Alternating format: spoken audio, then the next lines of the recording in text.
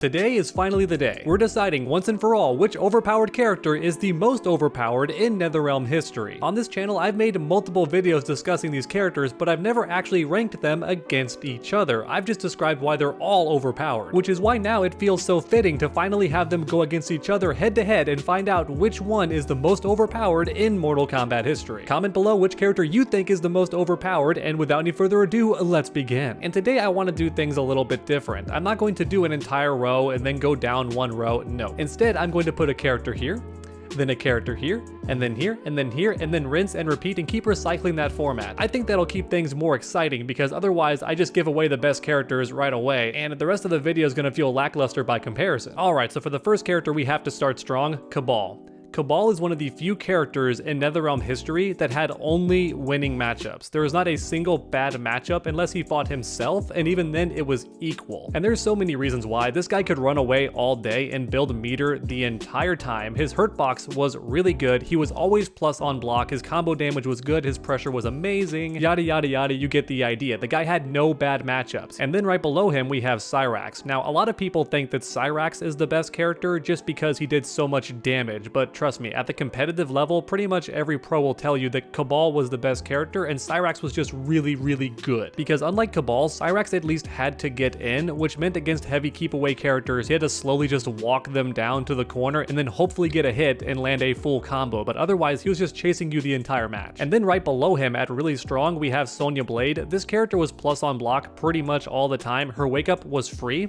and I'm not kidding, it had armor, so you couldn't even beat it, and it was safe on block, so you pretty much just had to deal with it, and I think even if you dodged it, she recovered pretty much instantly, so no whiff punishing. Yeah, Sonya Blade was really, really strong, but I don't think many people would consider her Cyrax tier where she's almost perfect, but she was really good. Maybe I could see her being here, like right next to Cyrax, but for now I'm gonna keep her here. Things can always change, right? These tier lists are living, they're organic, nothing is set in stone, but for now here is Sonya Blade. And then for this tier, broke the game, I'm just gonna Photoshop in Mortal Kombat 11 Sheeva, because this character was an absolute nightmare, not just for the normies at the casual level, but even at the pro scene. And if you don't believe me, I recommend you search up Titanium Tigers, because that mad lad won an entire tournament that even had pros in it by just using Sheeva's stomp. Yeah, it was an absolute nightmare, and even though NetherRealm did nerf it several times, they were trying really hard not to nerf it too much until that one streamer cried, and then they changed it for whatever reason. Apparently it doesn't matter how many pros and casual players, your own consumers are telling you to nerf the move. Nope,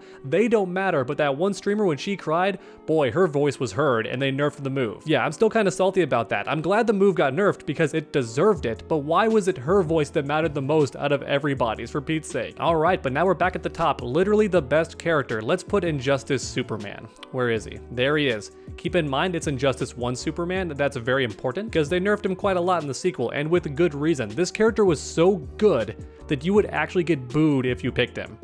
And I'm not kidding. That was not the case for Kabal, but I think that's because everybody was just so excited to be playing Mortal Kombat again, so that's why Kabal players didn't get booed despite using a top tier character, the best character in the game in fact. But Superman, boy, he got booed if you picked him because he was the best at everything. When used up close, he was always plus or neutral, and from afar, he was the best keep away character in the game because you couldn't even play keep away against him since he was in the sky. He beat everybody from far away, and he beat everybody up close. So yeah, absolutely overpowered, or OD, as the kids say. I believe the Zoomers say OD now. Yeah, he was very, very good. And then right below him at almost perfect, I'm gonna go ahead and put Batgirl, which may shock many of you because I've made multiple videos on this character. Her mix-ups were insane, her pressure was insane, her rushdown insane. However, you may be shocked to learn that pretty much only Sonic Fox played her at that level. Outside of that, I can't think of any more players that used Batgirl at tournaments with such success. So I'm gonna put her in almost perfect, even though to me, she was very, very overpowered still, but I'm putting her here. And then for really strong, I'm gonna go ahead and put Green Lantern right here. Once again, it's a tough decision because he could easily be right here behind Batgirl, but I'm gonna put him here for now.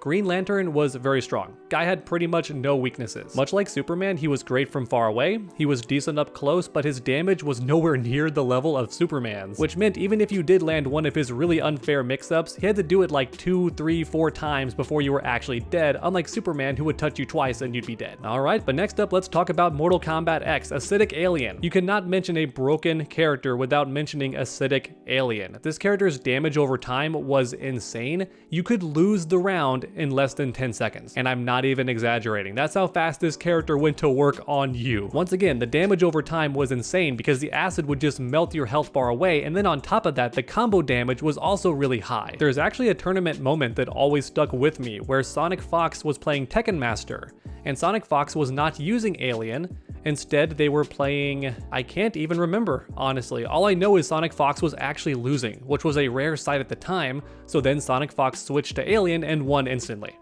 Yeah, it's that night and day. This character was so ridiculously good. And then for almost perfect, I'm gonna put Jason, especially when he first came out. By the way, it should go without saying, but when I include the character on this list, it's when they were the best in the game. Or in other words, I'm not including the nerfed version, and it's not just when they first came out, because some of these characters became better at the end of the game due to buffs, whereas other characters started off really good but then got nerfed. Just know that every time I'm including their strongest form. That's who I'm putting on the tier list. And for Jason, that was when he first came out, because his frame data was ridiculous. He could literally mash down one, and you couldn't do a thing about it. It was almost uncontestable, so he could just keep doing it. Yeah, Jason was fast. For some reason, Jason, of all characters, was fast, but then again, it's Mortal Kombat X, right? Everybody's fast, so I guess it kind of makes sense. And of course, his combo damage was insane. It only got better as you damaged him, and he could even come back from the dead. And then for really strong, I'm gonna put Melina, mainly her piercing variation, because that's when I saw her the most. Her ethereal is also really good. It's a great variation towards the end of the game especially, but I think piercing is when we saw her the most, and I believe the main reason why is because at this distance, she pretty much won and nobody could contest her. Her back 1-2 was safe on block, had absurd range, and you couldn't actually hit the Psy. You'd have to hit her, which was almost impossible due to the animation itself, so her back 1-2 just won every time. Her combo damage was above average if you knew what you were doing. Her wake up was great. Her ball roll negates most zoning in the game. As long as the ball roll could get to you, it was really, really good. So at one point in time, Melina was really good, and it was an awesome time to be a Melina fan because you saw her everywhere. And oh, also, she had a 50-50 with her low size in this variation, and I'm pretty sure it was safe if you spaced it correctly and meter burned it, so it was really good. And next up we have Injustice 2, and I have to mention Deadshot when the game first came out. I have to mention it, there's always that one person in the comments section who tries to downplay this character. Listen, look at me. Listen to me now, make eye contact, okay? This character was the only person you saw in Grand Finals for the longest time. And I don't mean one player was using him, I mean both players were using him, because just like Cabal, the only character who could rival Deadshot was Deadshot. It was the only even matchup. Everybody else he could beat because his keep away was stupid good, his wake up was free, it was safe on block, it had pushback, and it comboed on hit. And then next up in the almost perfect category, I'm going to pick Starfire, who I would argue may have been as good as Deadshot at one point because he got nerfed and she came out really strong. Once again, a very good keep away character, but also just always plus up close. And of course, just like Deadshot, her wake up was safe on block too. And then worst of all, she had this move that was almost impossible to hit her out of due to the animation, and she could do it in between your strings if there was a gap. She was the only character who could do this. She could say no to like half the block strings in the game. It was insane, and she would just beat you every time, and then she could cancel into trait and get even more damage. So honestly, you could argue she's up here, but for now, she's gonna be here. Once again, nothing in stone, but just know she was really good. And then below her, I'm going to put Flash from Injustice 2. I would argue that Injustice 1 Flash is better, so maybe pretend they're like fusion dancing or something. The reason I'm including Injustice 2 is that even though I think the first game version was better, I didn't see Flash winning very many tournaments, but then in Injustice 2, he would. He would either win the tournament or place very high. And I think that could be because they toned down the keep away for the most part. Once again, Deadshot was insane, but once Deadshot got nerfed, Flash could finally shine, and we saw him doing really well, mainly thanks to Honeybee. This was the highest point for Honeybee, in my personal opinion, because his Flash was absolutely insane, and if you don't believe me, just watch it. He's the hypest character ever, and watching Honeybee play him was insane. It took so much work, by the way. Playing Flash at that level requires so much work because the combos are actually hard. For a NetherRealm game especially, they're actually hard, and canceling his trait at the correct time is also very hard, and doing his moves on reaction was also very hard. Oh god, but now it's time for Mortal Kombat 11, and we can't mention Mortal Kombat 11 without mentioning Jackie's variation 3. This variation is interesting because you only ever had to fight it at the tournament level, unless you fought me. I was one of the few casual normies that could play this variation pretty well, so if you fought me in Kombat League, you would see this variation, but it was so hard to use, especially for NetherRealm players. I'm not trying to be mean, but most casual NetherRealm players have trouble with other games like Tekken or Street Fighter. So this character, who played like she was in Marvel vs. Capcom 3, was very difficult for most players and just too impossible to play. I loved her, but trust me, at the pro level, she was everywhere. And I mean everywhere. Almost everybody was playing her, and infamously, a lot of pro players went on the record playing this character against themselves for hours. Like, them and their buddy would just play this character in the mirror match just to learn how she plays for hours, just to get a feel for it, because that's how good she was. Nobody beat her. She did not have any losing matchups. I think Devora was the one even matchup, but it was only even. This character beat everybody else. And then for almost perfect, I'm gonna go ahead and put Fujin, because I don't think he's ever been overpowered, but he's been really good. His forward 3 gets under most projectiles, he's safe on pretty much everything if played correctly, he can optimize stuff really well, and he makes use of all of his meter, including defensive bar, which most characters kind of ignore, except for breakaway. So Fujin is a really good character. At the highest level of play, he can easily be the best character in the game. I don't think he himself is broken though. I think he just has all the tools, which makes him really, really good. And then for really strong, I'm gonna put Atrocitus. This guy was annoying to watch at a high level because it was stupid easy. He had overheads and lows for days, and you had to guess. There was no way to fuzzy it, and there was multiple guesses in the same string. If you guessed wrong once, he got a full combo, and if you guessed correctly, his stupid assist cat kept it safe. And I love this character, don't get me wrong, I think he's cool at the casual level, but at the pro level, it was so annoying to watch just this basic strategy be abused over and over again, same string every time. It was, here's my string, block it or don't, either way I'm safe or I get a combo, and then when you knocked him down, his wake up was safe too. So he just got to wake up for free. His combo extender tracked your location. So you know Garrus' sand trap that you hate so much? Imagine if that move teleported you above him for a full combo. That's what this guy did. It was just as fast, and it caught you anywhere on screen. It was stupid. Next up, I want to talk about Aquaman, because this character was also ridiculous at one point in Injustice 2. His damage was like the best in the game. It was just insanely easy. His range was stupid good, and his Trident Rush was the dumbest of all. The amount of damage it did on block was so stupid, and it was safe. So you would see an Aquaman player just do it over and over again, because it was that good. And guess what? The best way to fight him was to mirror match him. So you'd see both Aquaman just doing Trident Rush and yelling, "Ah!" Then he would go, "Ah!" Then he would go, "Ah!" That looked kind of suggestive, huh? Grow up. Grow up. Adam, you could argue, was like up here, but I'd say he's more like almost perfect because his hurt box was stupid. Not just his trait. He could change size. For anyone not aware, he could become literally tiny and like run around and get combos and stuff. It was awesome. And he could do throws that you had to break. It was really cheesy and unfair. He was super good, but then outside of that, his down 3 was stupid good too. You just couldn't hit him out of it. He had some of the wonkiest hurt boxes in the entire game. His teleport was insanely fast. It led to a full combo. Yeah, he was nuts. He was pretty good. Adam was a bit of a nightmare when he came out. I hope this video is not too long. I'm trying to keep these summaries short, but I gotta mention all the important stuff. Tanya. Yeah, Tanya was very broken. In fact, Tanya was so good that from what I've heard, she's the reason why there's a rule now that you can't play a DLC character right away in tournaments. You have to wait 2 weeks. Unfortunately, I can't verify that statement because how would I verify that statement? That sounds really hard to figure out and fact check, but multiple people have told me that yes, before Tanya, it was okay to play DLC characters right away. And for most fighting games it is, but NetherRealm said no after her. Like, you have to wait 2 weeks because people need time to learn this character, and also NetherRealm may overpower them by accident and have to dial it back. I've made a full video on Tanya. She could do whatever she wanted. She could run away, she could go in, she was safe every single time. Pretty much she could play her game no matter what, had no bad matchups, you get the idea. At almost perfect, I'm gonna put Cassie Cage because a lot of people say she was the best character in the game, and you did see some pro players use her, but just like with Batgirl, I only saw Sonic Fox actually get results with this character and win the major tournaments. And unfortunately, there's nothing cool to say about this character. She was just really good at being boring. She was safe on everything.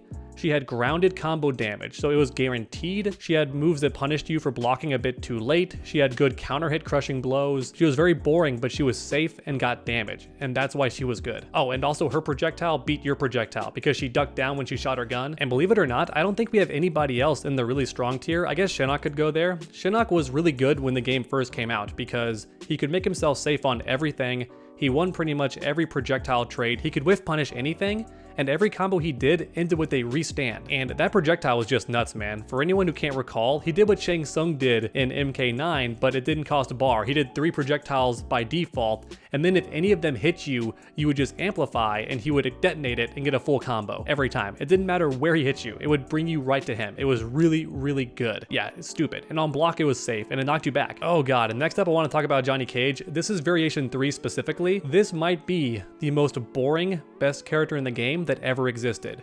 NetherRealm had to nerf him multiple times. Variation 3 gave him absurd keep away. He could put like force balls on the screen constantly and he'd be plus on block. Yeah, you heard me right. He's plus on block from far away. He was just plus all the time. You had to deal with it. You couldn't even teleport in between the force balls. I'm not kidding. And then if you got close, he had a special move that on block he could amplify and it was safe. And it reset the neutral because it pushed you back from each other. And that's important because Johnny Cage did not have mix-ups, but he did have whiff punishes. So where he wants to be is just outside of your range, so that move was perfect for him. And that's why it was boring though. Johnny Cage in this game is not rushdown. He is a whiff punish character, no mix-ups. So that means that most of the match was Johnny Cage trying to do something, and if you blocked it, he would just meter burn and reset it and then try again. That was the entire match. Or he'd backdash and throw fireballs. I think for almost perfect I'll put Zod. Zod played the game completely different. His trait made him safe on everything and constantly harassed you. He had a literally broken move that was instant in the air, like 1 frame. His combo damage was good and his zoning was shockingly good too. He was safe on a lot of stuff. I made a full video on him. He was good. He was really good. But I don't think anybody would argue who was ever the best character in the game, which is not the case for Tremor. You could argue right now Tremor is the best character in Mortal Kombat X because he just gets to have armor whenever he wants it, and he's already a good character on top of that. Keep in mind that at this point in Mortal Kombat X, there aren't many armored moves that start combos. You gotta spend 2 bars if you want that. Tremor becomes armored on everything, and every touch can combo you, and he gets to activate this at the end of every combo. So Tremor corners you, he literally flexes on you, he gets the buff, gets the armor, and then you have to guess, and if you guess wrong or trade, he gets a combo. And then he flexes again, and then repeat. And then below him, I'm gonna put Kenshi. So Kenshi was literally number 2, but only because Cabal's number 1. That's what's funny, and Kenshi's broken. If you watched one of my recent videos, I talk about how stupid good he was and easy. That's the important part. He was not just good, he was stupid easy. That's important to understand, how easy he was to play well. The guy was armored on everything was safe, he had tracking moves, his combo damage was decent, it was competitive, and yeah, he could just do everything, pretty much, but he was not broken like Cabal, so he was always number 2 at best. Leatherface. Some people would argue that Leatherface could be the best character in the game. I disagree. I think he's almost perfect. You can't be the best when Tremor is. I just don't think you can. Now before, I think Tremor was before him too with DLC. I could be wrong. If Leatherface was before Tremor, then maybe you could argue he was once the best. I can't recall super well. Keep in mind, the order of left to right does not matter right now. I haven't arranged them left to right. Maybe I will. If I do, you'll see it right now on screen because editing is magical. Hey everybody, Future Underdog here, and it just occurred to me that in my initial recording, I forgot about Sonya Blade and Garrus in Mortal Kombat 11, which of course cannot stand because everyone agrees they were the best characters. At least when the game first came out. During that time, there was no question over them both being the best character. Instead, the main argument was who is the better of the 2. And honestly, if you ask me, I would say they were both tied. I think they were both equally good for different reasons. First, let's talk about Garrus. The guy had like a bazillion crushing blows, and yes, you could land every single one during the match because the requirements were extremely easy. It was either land a counter hit or land a mix-up. You get the idea. Carry the opponent to the corner or land the move in the corner. It was really, really easy to get his crushing blows. But then on top of that, he was a solid character even without the crushing blows. He was extremely fast. He had great punish game. He had a great string that was safe on block with no gaps in it, so he could just do it over and over. And of course his sand trap countered every single projectile in the game and could whiff punish anything on reaction because it was so lightning quick. We all have PTSD from how good sand trap was. Oh yeah, and for the final cherry on top, he had a throw loop. Most characters in this game did not have a throw loop. Garrus did. He would throw you and then still be right in front of your face, which meant you had to guess all over again. It was a nightmare. Alright, so now let's talk about Sonya. This character had perhaps the most unfair 50-50 in the entire game.